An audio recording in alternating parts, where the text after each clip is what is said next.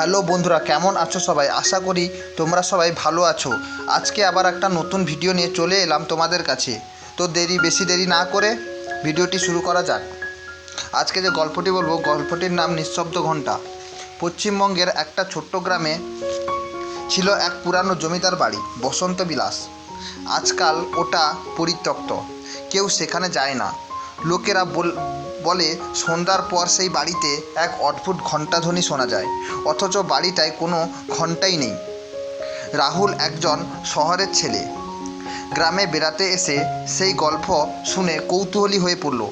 তার বিশ্বাস ছিল না ভূতে টুটে। সে ঠিক করলো এক রাত বসন্ত বিলাসে কাটাবে।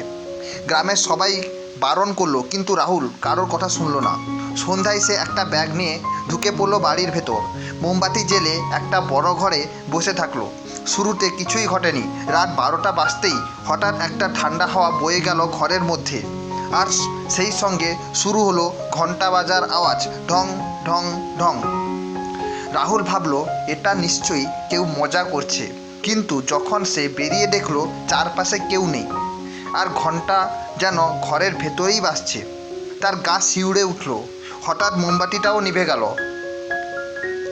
আলো জ্বালাতে না জ্বালাতে সে দেখল দরজার সামনে একটা ছায়া মূর্তি, মাথা নিচু, পায়ে শেকল বাঁধা। সেই ছায়া ফিসফিস করে তার কানের কাছে এসে বলল, আমার ঘন্টা কেউ চুরি করেছিল, আমি খুঁজছি, আজ রাত তুই বাজালি। পরের দিন সকালে গ্রামের লোকেরা দেখতে পেল রাহুল বসে আছে বাড়ির দালানে, এক দৃষ্টিতে চেয়ে, মুখে কোনো কথা নেই, তার হাতে একটা পুরানো মরিচা ধরা ঘণ্টা। তো বন্ধুরা, এটাই ছিল আমার একটি ছোট্ট গল্প।